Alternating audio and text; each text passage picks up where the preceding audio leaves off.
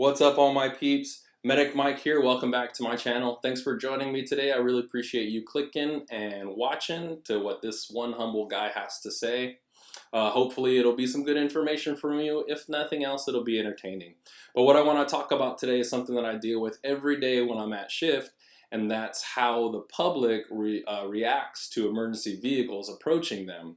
So the purpose of this video is to kind of share with you some best practices on how to react to an emergency vehicle that may be approaching your car.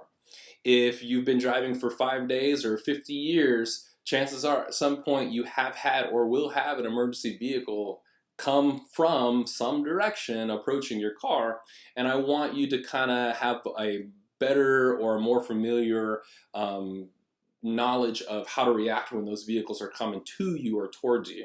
So I want to go over a couple of scenarios. The first scenario I want to go over is that the emergency vehicle is approaching you from behind and you are stopped in traffic or stopped at a stoplight or stopped at a stop sign. If there's an open lane, allow that emergency vehicle to utilize that open lane when negotiating the intersection. If that turn lane on the right side is open, let that emergency vehicle use it. If the turn lane to the left is open, let the emergency vehicle use it.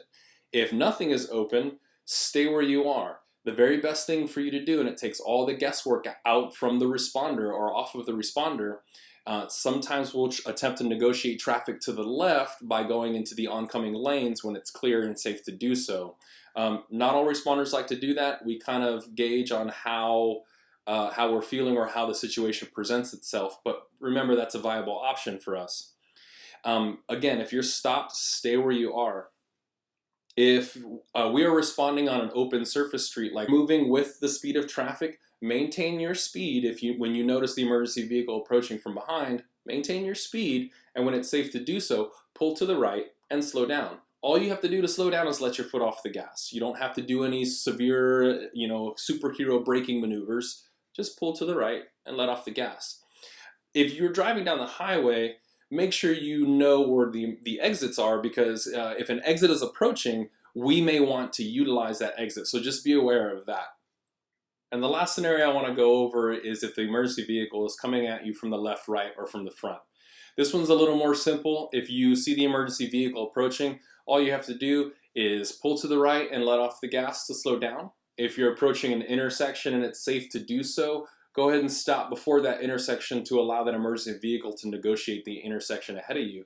If it's not safe to do so, don't do any braking. Again, don't do any hard braking to stop. You don't want to get impacted from a vehicle behind you, but go ahead and negotiate that intersection and then pull to the right and let off the gas.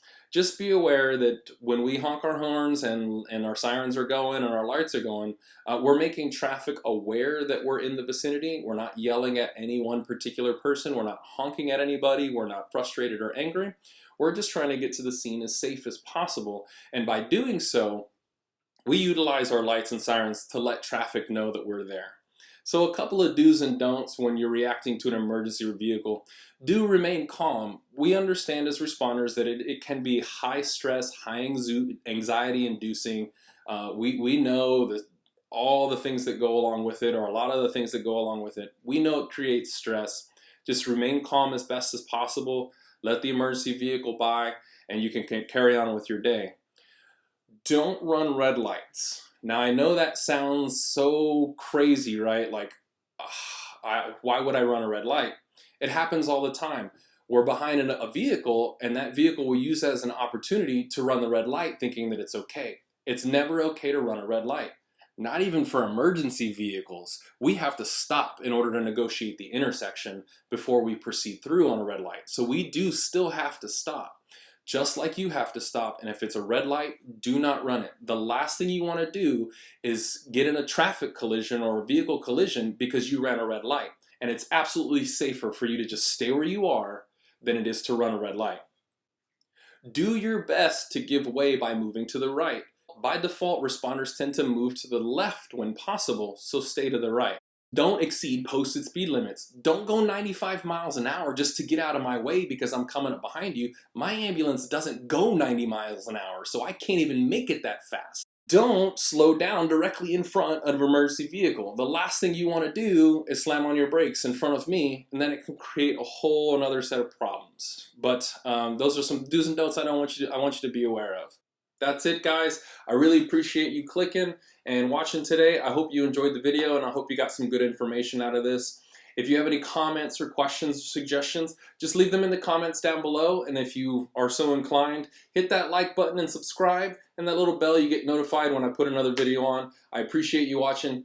Catch you on the flippity flip.